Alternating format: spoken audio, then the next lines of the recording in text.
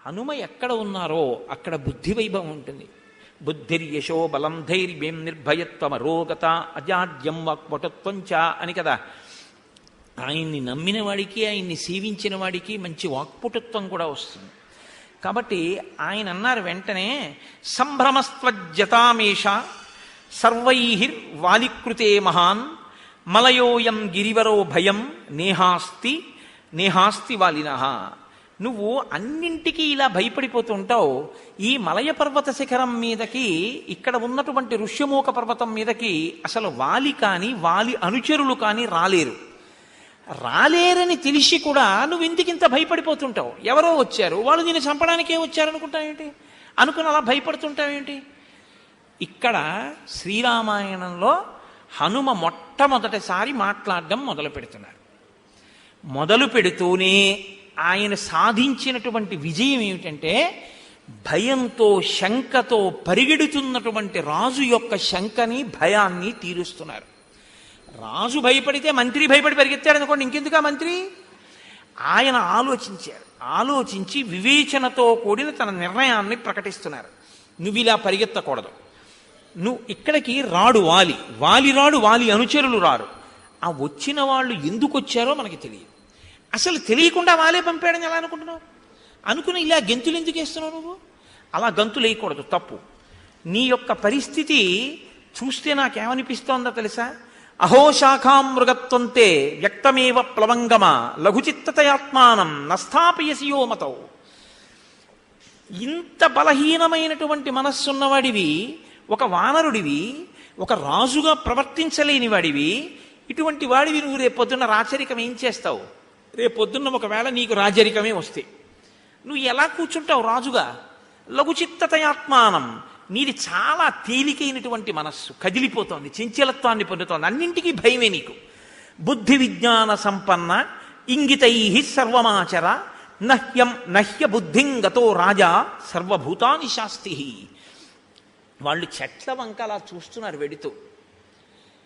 రాజు అనేటటువంటి వాడు చేష్టితముల వలన మనసుని పట్టుకోగలిగిన వాడై ఉండాలి. ఎంత పెద్ద మాట అండి అది నిజంగా. చేష్టితము అంటే శరీరములో ఉండేటటువంటి భావ ప్రకటనము, శరీరావయవముల వలన భావము ప్రకటింపబడితే చేష్టితం అంటారు. అబ్బా అన్నారనుకోండి, ఆశ్చర్యాన్ని ప్రకటించారు అని. భావాన్ని శరీరంలో కదలికల వలన రాజు పట్టుకుని దాని వలన అవతల వారిని గ్రహించగలిగిన బుద్ధిమంతుడై ఉండాలి. అసలు నువ్వేం చూసావు వాళ్ళ కదలికలు? అసలు నువ్వేం చూసావు వాళ్ళ చేష్టితం? వాళ్ళు ఎందుకు చూస్తున్నారో చెట్ల వంక, వాళ్ళు ఎందుకు చూస్తున్నారో ఈ శిఖరాల వంక? వాళ్ళు ఒక చోట నిలబడి ధనస్సు ఎక్కుపెట్టి చూడటం లేదు, ధనస్సు భుజాన తగిలించుకుని వెళ్ళిపోతూ చూస్తున్నారు. వాళ్ళు సుగ్రీవుడి కోసమే చూస్తున్నారు, స్నేహం కోసం. కానీ వాళ్ళల్లో ఉద్విగ్నత లేదు, వాళ్ళు ఏదో వెతుక్కుంటున్నట్లుగా ఉందంతే.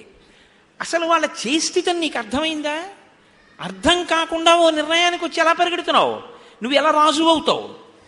ఏమి మాట్లాడండి నిజంగా హనుమంటే మహానుభావుడు. అందుకే ఇది ఇక్కడ నేను మీతో ఒక విషయాన్ని ప్రస్తావన చేయకపోతే అసలు శ్రీరామాయణం చెప్పిన నాళ్ళు నేను ప్రస్తావన చేయడం కుదరదు. హనుమ యొక్క అవతారం రావడం వెనక చాలా ఒక గొప్ప స్థితి ఒకటి ఉంది. ఒకానొకప్పుడు అంజనాదేవి గర్భంతో ఉండగా ఒకసారి ఒక పర్వత గుహలోకి ప్రవేశించింది ఆవిడ. శాలిశూక నిభాభాసం ప్రసూతే మంతదాంగన ఫలాన్యాహర్తుకామవై నిష్క్రాంత గహనేవని. కిష్కింధకాండ కాదు, నేను ఉత్తరకాండలోంచి కలిపి చెప్తున్నాను మీకు. శాలిశూక నిభాభాసం, వడ్డుగింజ యొక్క పైభాగం పచ్చగా బంగారంలా ఎలా మెరిసిపోతుందో అలా మెరిసిపోయేటటువంటి కాంతి కలిగినటువంటి అంజనాదేవి ఒక బిడ్డని ప్రసవించింది. అందుకే హనుమకి ఆకుపచ్చ రంగేసేస్తుంటారు. అసలు హనుమ ఎప్పుడూ అలా ఉండరు. ఆయన కాంచనాద్రి కమనీయ విగ్రహం, కరిగించిపోత పోసిన బంగారం ఎలా ఉంటుందో ఆ రంగులో ఉంటారు హనుమ. కాబట్టి శాలిశూక నిభాభాసం ప్రసూతేమం తదంగన ఫలాన్యాహర్తుకామావై నిష్క్రాంత గహనేవని. ఒక పిల్లవాడిని ప్రసవించింది ఆ గుహలో. ఆ పిల్లవాడు పుట్టగానే చాలా బలవంతుడుగా కనబడ్డాడు. వాడికి పళ్ళు పెట్టాలి, అందుకని పళ్ళు పట్టుకొస్తాను అని ఆవిడ వనంలోకి వెళ్ళింది. ఈ పిల్లవాడికి చాలా ఆకలేసి ఆయన రెల్లు పొదల్లో పడుకొని సుబ్రహ్మణ్యుడు ఎలా ఏడ్చాడో అలా ఏడ్చాడు. ఆకలేసి. అమ్మ కనపడలేదు. ఆయన లేచి బయటికి వచ్చాడు. గుహలో అంటే పుట్టగానే నడిచాడు ఆయన. నడిచి బయటికి వచ్చి ఆయనకి పుట్టుకతోటే తినాలనిపించినప్పుడు పండే తినాలనిపించింది. అంటే పుట్టుకతో శాకాహారి కాబట్టి ఇప్పుడు ఆయన మంచి పండు ఏమైనా ఉంటే బాగుండే అని ఇలా చూశారు. సూర్యబింబం కనపడింది. అబ్బాయి ఎంత బాగుందో, ఈ పండు చక్కగా మెరుస్తోంది, దీన్ని తిందాం అనుకున్నారు. కాబట్టి బాలార్కాభిముఖో బాలో బాలార్క ఇవమూర్తిమాన్ గ్రహీతు కామో బాలార్కం ప్లవతేం వరమధ్యగా. ఈ పండు బాగుంది, ఈ పండు తిందామని ఆయన ఒక్కసారి సూర్యమండలం వైపు ఎగిరి వెళ్ళిపోయారు. వెళ్ళిపోతే సూర్యుడు చూశాడు, అరే ఇలా దగ్గరికి వచ్చేస్తున్నాడు ఈ పిల్లాడు, నా తేజస్సుకి కాలిపోతాడు. ఎందుకంటే ప్రతి క్షణం తేజస్సును పుంజేసుకుంటారు సూర్యభగవానుడు. ఆయన అనుకున్నారట, రాబోయేటటువంటి కాలంలో ఈయన వలన మహత్తరమైన ప్రయోజనం జరగాలి, కాబట్టి ఈ పిల్లవాడిని నేను చెనకకూడదని తన తేజస్సుని ఉపసంహారం చేశారు. ఈ పిల్లవాడు సూర్యుడి దగ్గరికి వెళ్ళిపోయి ఇది పండు తిందామని చేత్తో పట్టుకుంటున్నాడు ఆయన సూర్యబింబాన్ని. పట్టుకుంటుంటే ఆ సూర్యుడు చూశాడు. శిశురేషత్ తదోషజ్ఞ ఇది మత్వాదివాకర కార్యంచ అస్మిన్ సమాయత్త ఇచ్చేవం నదాహ సహ. కాల్చలేదు పిల్లాన్ని, ఊరుకున్నాడు. సూర్యబింబాన్ని ముట్టుకుని బతకడం అంటే మాటలండి. ఆయన పట్టుకుని ఎట్నుంచి కురుకుదామని చూస్తున్నాడు. అది పర్వకాలం అంటే గ్రహణకాలం కాబట్టి రాహు వచ్చాడు తన వాహనం మీద, వచ్చి సూర్యబింబాన్ని గ్రసించాలి ఆయన. ఆయన వస్తే ఈ పిల్లాడు ఎట్నుంచి కొరకాలు దీన్నని చూస్తుంటే రాహువు కనపడ్డాడు. ఈ పండు కన్నా వీడేదో బాగున్నాడని ఇటు ఎగిరి ఆయన మీదకి వెళ్ళాడు. ఆ రాహువు హడిలిపోయాడు ఈ పిల్లాడిని చూసి. హడిలిపోయిన ఇంద్రలోకానికి పారిపోయాడు. వీడెవడో పారిపోయాడు, ఇదేంటి ఈ పండు ఇలా వెళ్ళిపోతుంది, ఈ పండే పట్టుకుందాం ఇక్కడే ఉందని ఆయన సూర్యుడి దగ్గరికి వచ్చాడు. ఈలోగా ఆయన తొందరగా ఇంద్రుడి దగ్గరికి వెళ్ళాడు. నువ్వు మాట తప్పావు, పర్వదినాల్లో అంటే గ్రహణ దినంలో నేను సూర్యుడిని గ్రసించవచ్చు, ఇవాళ నేను వెళ్ళేటప్పటికి ఇంకొకడు అప్పటికే గ్రసిస్తున్నాడు, నువ్వు ఇద్దరికి ఎలా ఇచ్చావు అవకాశం అన్నాడు. నేను ఇవ్వలేదే అన్నాడు ఇంద్రుడు. లేదు ఇంకొకటి పట్టుకుని ఉన్నాడు సూర్యబింబాన్ని అన్నాడు. చూస్తాను పదన్నాడు. ముందు రాహువు పెడుతున్నాడు, వెనక ఇంద్రుడు వస్తున్నాడు. దారి చూపించమన్నప్పుడు చూపించవలసిన వాడే కదండి వెళ్ళాలి. రాహువు వెళ్తున్నాడు. ఆయన ఏం చేస్తున్నాడు, సూర్యబింబాన్ని ఎటు కొరుకుదామనుకునే లోపల వీళ్ళిద్దరు వచ్చారు. ఆయన కొరుకుదామని చూస్తుంటే మళ్ళీ వచ్చాడు రాహు. వీడేదో బాగానే ఉన్నాడని చెప్పి మళ్ళీ రాహువు మీద పడ్డాడు. పడితే రాహువు ఈయన్ని చూసి ఇంద్రుడి వెనక దాక్కున్నాడు. ఆయన ఇప్పుడు ఐరావతాన్ని చూశాడు. తెల్లటి ఏనుగు బాగుంది, ఇదేదో ఇంకా గొప్పగా ఉంది ఈ పండు, ఈ పండు తిందామని ఐరావతాన్ని పట్టుకున్నాడు. ఇంద్రుడు చూసి ఆశ్చర్యపోయి, ఇదేంటి ఈ ప్రాణిని ఇంతకుముందు చూడలేదు, ఇంత బలంగా ఉంది, ఇది సూర్యబింబాన్ని ముట్టుకుంటోంది, ఈ ప్రాణిని విడిచిపెట్టకూడదని తన వజ్రాయుధం తీసుకొట్టాడు. కొడితే చిన్న పిల్లవాడు అప్పుడే పుట్టాడు ఆయన. ఇంకాను ఆ ఎడమ దవడ సొట్ట పడిపోయి అక్కడి నుంచి పర్వత గుహ దగ్గరికి కింద పడిపోయారు. కింద పడిపోవడంలో దవడ విరిగిపోయింది. ఈలోగా వాయువు చూశాడు, ఆయన వాయుపుత్రుడు కాబట్టి ఇప్పుడు ఆ వాయువుకి కోపం వచ్చింది. చిన్న పిల్లాడు, ఇంతటి తేజోమూర్తి, సూర్య భగవానుడంతటి వాడు తన తేజస్సుని వెనక్కి తీశాడు. ఈ ఇంద్రుడు వచ్చి వజ్రం పెట్టి కొట్టేశాడు. ఎవరు పిల్లాడా అని కూడా కనీసం అడగలేదు. కోపం వచ్చి ఆయన ఏం చేశాడు, ఒక్కసారి ప్రసరణాన్ని ఆపు చేసేశాడు. ప్రసరణము అంటే మీరు బయట అని అనుకోకండి, లోపల కూడా వాయువు తిరుగుతుంది, గాలి తిరుగుతుంటుంది, లోపలికి వెళ్ళి బయటికి రావట్లేదండి. అలాగే శరీరం అంతా తిరుగుతుంది. లోపల గాలి తిరగడం ఆగిపోయింది అనుకోండి, కాష్టం అయిపోతుంది శరీరం, అంటే కర్రలా అయిపోతుంది, బిగిసిపోతుంది.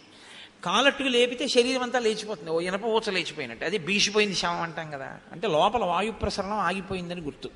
పూర్తిగా ఆగిపోతే బిర్ర బిగిసిపోతుంది.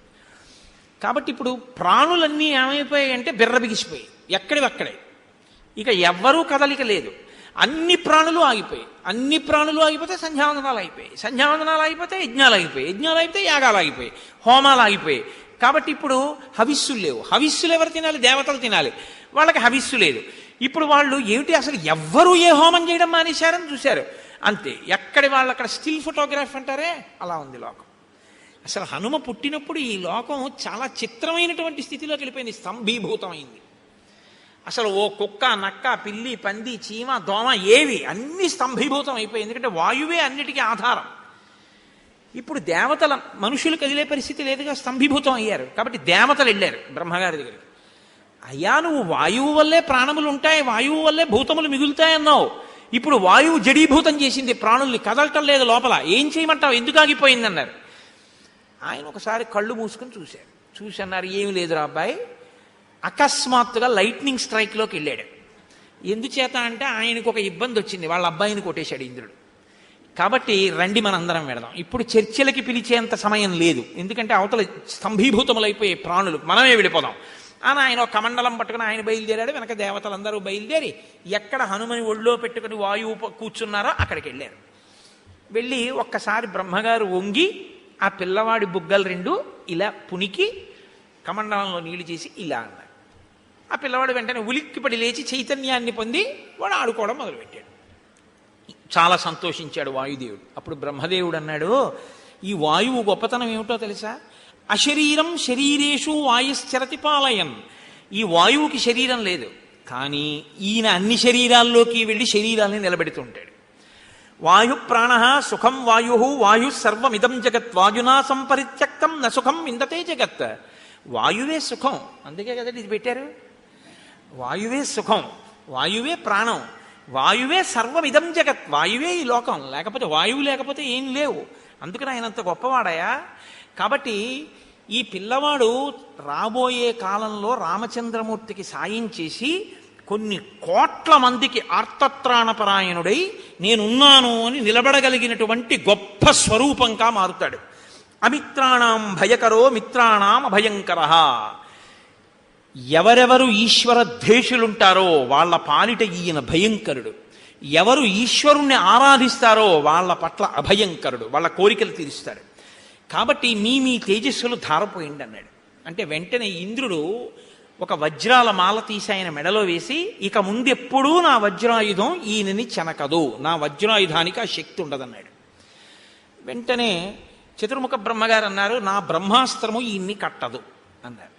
వెంటనే వరుణుడు లేచి అన్నాడు, ఈయనకి రోగం అన్నది రాదు, ఈయన ఎంత యుద్ధం చేసినా బడలిపోడు, నీటి ఎందు పడినా ఈ పిల్లవాడికి మృత్యువు రాదు. యముడు అన్నాడు, యమదండం ఈ పిల్లవాని ఎందు పనిచేయదు, కాబట్టి నేను ఇతని ప్రాణములను ఉగ్గడించలేను. విశ్వకర్మ అన్నాడు, నేను ఈ లోకంలో అస్త్రములను శస్త్రములను నేనే రూపకల్పన చేశాను. ఈయన మీద ఎన్ని బాణాలు, ఎన్ని అస్త్రాలు, ఎన్ని శస్త్రాలు వేసినా ఈయన్ని ఎవ్వరూ కట్టలేరు, నేను చేసినవేవి ఈయన మీద పనిచేయవు అన్నాడు. కుబేరుడు ఆయన ఒంటికంటివాడు, పార్వతీదేవి యొక్క అధరం వంక చూడకూడని చూపు చూసినందుకు ఒక కన్ను మెల్లకన్ను అయిపోయింది ఆయనకి. కాబట్టి ఆ కుబేరుడు ఒంటికంటివాడు, ఆయన కూడా ఆయనకి వరం ఇచ్చాడు, నా యొక్క ఆయుధం నీ మీద పని చెయ్యదు అని. కాబట్టి ఇప్పుడు దేవతల యొక్క ఆయుధాలు ఏవీ కూడా ఆయన మీద పని చెయ్యవు. దేవతల ఆయుధాలే పనిచేయవంటే ఇంకా మనుష్యుల ఆయుధాలు అసలు పనిచేయవు. అసలు పుట్టిన రోజునే పుట్టిన ఒక 2 గంటలకి ఈ బ్రహ్మాండములలో ఎవ్వరూ కూడా నిగ్రహించలేనంతటి శక్తి సంపన్నుడైపోయాడు ఆయన. ఇప్పుడు ఆయనని కట్టగలిగినవాడు, ఆయన్ని పట్టగలిగినవాడు లోకంలో లేడు. అంతటి బలపరాక్రమములు, అంతటి బుద్ధి వైభవము ఉన్నవాడు. సూర్య భగవానుడు అన్నాడు, నాలో కొంత తేజస్సు ఈయనకి ఇచ్చేస్తున్నాను, అంతటి తేజోమూర్తి. నేను ఈయనకి గురువునవుతాను, గురువునై విద్య నేర్పుతానన్నారు. ఎంత గొప్పగా నేర్చుకున్నారో తెలుసా అండి. సూర్యుడి వెంట వెళ్ళి విద్య వినడం కష్టంగా ఉందని అస్తాద్రి మీద పూర్వాద్రి మీద రెండిటి మీద 2 కాళ్ళు వేసి సూర్యుడు తిరుగుతుంటే సూర్యుడితో పాటు ఇలా తల తిప్పుతూ విన్నారు. ఇలా స్పాండలైటిస్ ఉన్న వాళ్ళు ఎక్సర్సైజ్ చేస్తారా ఇలాగా, అలా ఇలా తల తిప్పుతూ వేదం వినేశారు ఆయన సూర్యభగవానుడి దగ్గర. అసలు హనుమస్వరూపం లాంటి స్వరూపం లోకంలో ఉండదు. అంత గొప్పవాడైపోయాడు. చిన్న పిల్లవాడైనా ఆ పిల్లవాడిని ఋష్యాశ్రమాల్లో వదిలిపెట్టారు. వదిలిపెడితే ఒంట్లో విపరీతమైన బలం, ఏం చేస్తాడు ఆయన? ఏదో అల్లరి చెయ్యాలి, ఎందుకు నిసృక్కులు స్రవాలు విరిచేయడం, అగ్నిహోత్రం చేసుకుందాం అనుకున్న వేదులు తిరగేసేసేయడం, తెచ్చుకున్న పూలదండలు తింపేసేయడం, వాళ్ళు మడిబట్టలు ఆరేసుకుంటే చింపి ముక్కలు చేసేయడం, ఇలాంటి పనులన్నీ చేస్తే ఆ చూసినటువంటి ఋషులు అన్నారు, ఇప్పుడు ఈ పిల్లాడికి ఇంత బలం అవసరం లేదు, ఎదర ఒకానొకప్పుడు అవసరం వస్తుంది ఈ బలం. అప్పటి వరకు ఈ పిల్లాడికి ఈ బలం ఉంటే మమ్మల్ని బతకనివ్వట్లేదు, అల్లరి చేస్తున్నాడు, కాబట్టి కోపం తెచ్చుకోలేదు, వీడికి అవసరమైనప్పుడు ఇద్దాం ఆ బలం. అప్పటి వరకు శేపురేనం రఘుశ్రేష్ఠ నాతి క్రుద్ధాతి మంజవ యదాతే స్మర్యతే కీర్తి తదాతే వర్ధతే బలం. అప్పటి వరకు ఈ పిల్లవాడి బలాన్ని ఈ పిల్లవాడు మరిచిపోతాడు, అందుకని ఈయనకి గుర్తుండదు. కాబట్టి తను బలం లేని వాళ్లే ఉంటాడు పైకి. ఒకానొకప్పుడు ఈయన కీర్తిని స్మరిస్తారు, కీర్తిస్తారు ఒక ఆయన. ఆ కీర్తించినప్పుడు ఈయనకి జ్ఞాపకానికి వస్తుంది. జ్ఞాపకానికి వచ్చిన తర్వాత ఇంకా ఆయన్ని పట్టుకోగలిగిన వాడు ఉండడు. లోకంలో ఓ పిచ్చి మాట ఒకటి ఉంది, హనుమకి తన బలం తను గుర్తుండదండి, మనం గుర్తు చేయాలంటూ ఉంటారు. ఎప్పటికీ కాదు ఆ శాపం.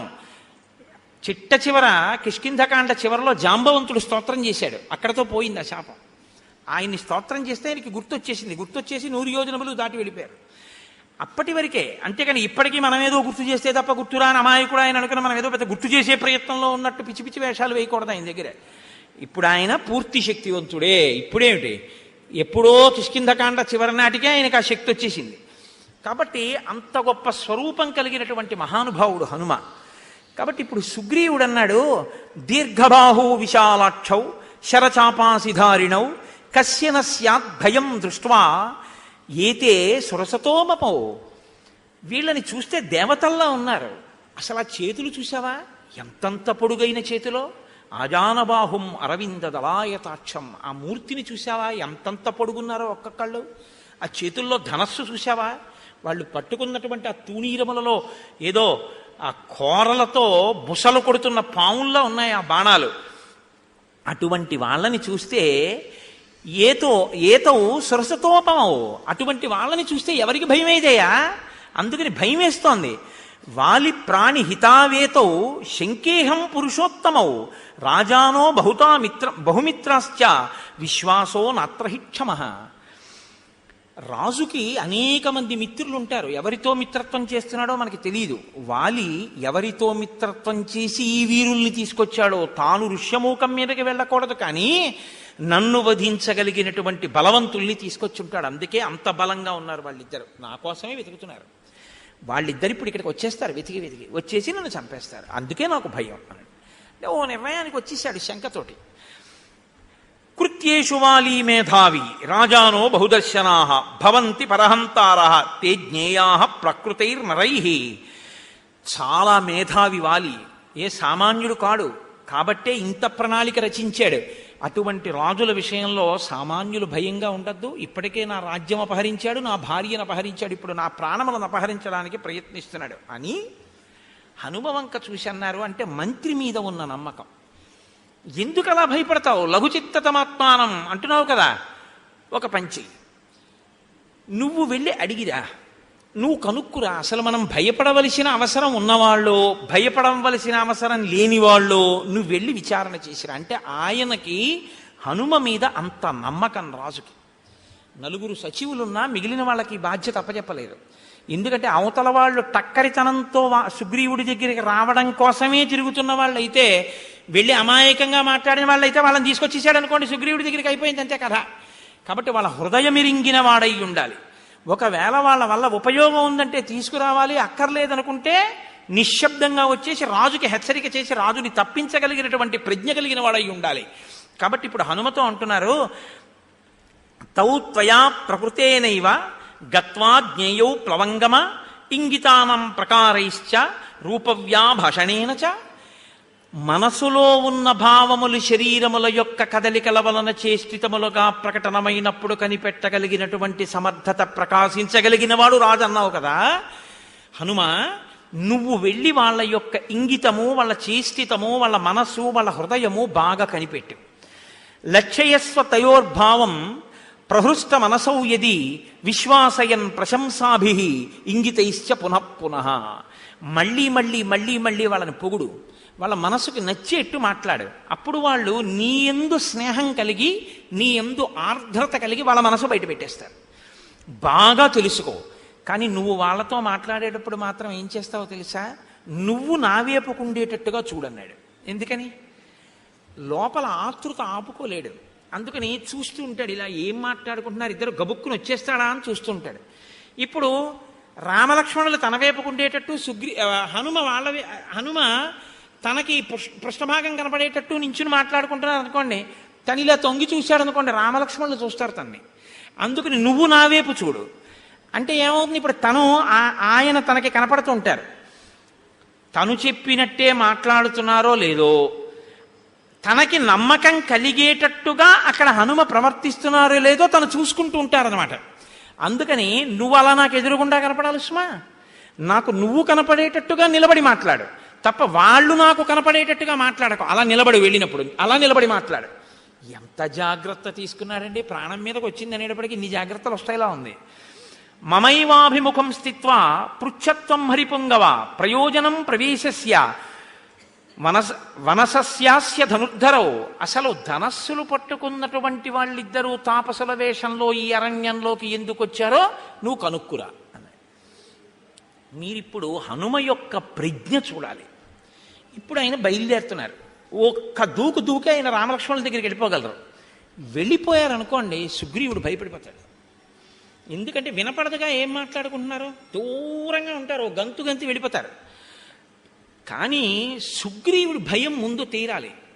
అంత ప్రమాదం ఏం వచ్చేది, ఈయన వెళ్ళి మాట్లాడగానే వాళ్ళు తన దగ్గరికి వచ్చేసే అవకాశం లేదు, హనుమని వాళ్ళు మోసగించలేరు అన్న ధైర్యం ముందు రాజుకు కలగాలి. హనుమని వాళ్ళు మోసగించలేరు అంటే హనుమగా వెళ్ళారనుకోండి, ఈయన భయం పోదు. మా వాడేమైనా పొరపాటు మాట్లాడితే వాళ్ళు తెలిసేసుకుని వచ్చేరు కదా అని దగ్గరికి వస్తే నిలబడతాడని నమ్మకం ఏం లేదు అసలు. కాబట్టి ఇప్పుడు హనుమ వెడుతున్నటువంటి రూపం మీద రాజుకి నమ్మకం కలగాలి. ఇప్పుడు ఇంకా మన వాడు నిజం రాబట్టేస్తాడు, భయం లేదనుకోవాలి. అందుకని హనుమ ఏం చేశారో తెలుసా అండి? కపిరూపం పరిత్యజ్య హనుమాన్ మారుతాత్మజ భిక్షురూపం తతో భేజే శతబుద్ధి తయా కపి.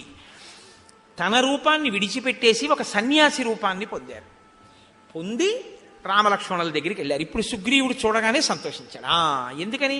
మొన్న మీతో నేను చెప్పా, ఎవరితోనైనా అబద్ధం చెప్తారేమో కానీ సన్యాసితో చెప్పవలసిన అవసరం ఏమి ఉండదు. ఎందుకంటే ఆ లోకం అలా నమ్ముతుంది. సన్యాసి అన్నవాడికి లోపల ఏమీ సంకుచితత్వం ఉండదు. సన్యాసి అనేటటువంటి వాడు అన్నిటినీ విడిచిపెట్టిన వాడై ఉంటాడు అని. అన్నీ విడిచిపెట్టి ఈశ్వర కార్యమునందు మాత్రమే, ఈశ్వరుడి గురించి ఆత్మానుసంధానమునందు ఉంటాడు అని. అందుకే అగ్నిహోత్రం కూడా చేయరు. అందుకే సన్యాసి శరీరాన్ని కాల్చరు. కారణం ఏమిటంటే అగ్ని విడిచిపెట్టేస్తాడు సన్యాసి. తను ఎప్పుడూ ఇంకా అగ్నిహోత్రాన్ని ముట్టుకోడు.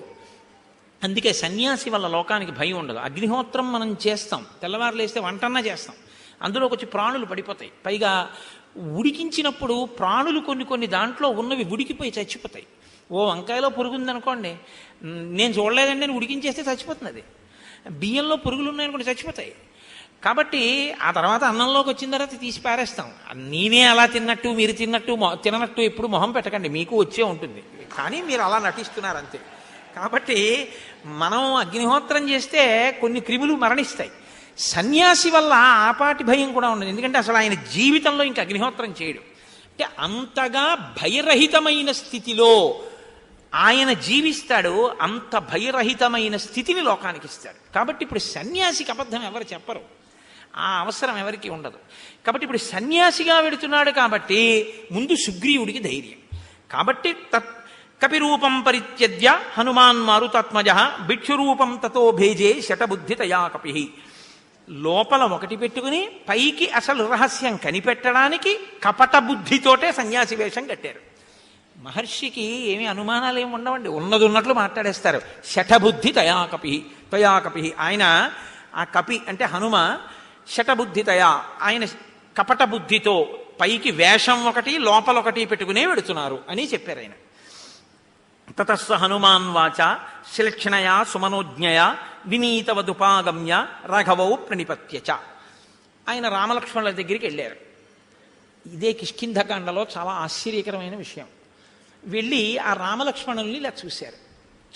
చూడగానే ఈయన వాళ్ళ కాళ్ళ మీద పడిపోయి నమస్కారం చేశారు.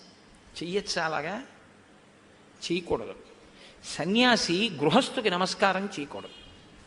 ఎందుచేత అంటే శాస్త్రంలో అంతే, సువృత్తోవా దురుర్తోవా మూర్ఖ పండిత ఏవచ కాషాయదండమాత్రేణ ఇతి పూజ్యో న సంశయ. ఆయన మంచివాడా చెడ్డవాడా వదిలేయండి, ఆయనకి ఏమైనా తెలిసా తెలీదా వదిలేయండి. కాషాయ బట్ట కట్టుకుని చేతిలో దండం పట్టుకుంటే యతి పూజ్యో న సంశయ, గృహస్థ ఆయనకే నమస్కారం చేయాలి తప్ప గృహస్థుకి సన్యాసి నమస్కారం చేయరు. ఎందుకంటే అది తురియాశ్రమం, 4వ ఆశ్రమం, వాళ్ళు గృహస్థుకి చేయకూడదు. కానీ సన్యాసి రూపంలో ఉన్న హనుమ గృహస్థాశ్రమంలో ఉన్న రామలక్ష్మణులకి ప్రణిపాతం చేశారు. ధర్మాత్ముడైనటువంటి రాముడు ఏమనాలి? అదేమిటండి మీరు నాకు నమస్కారం చేయడం ఏంటండి, సన్యాసి అనాలి కదా. అనలేదు సరికదా.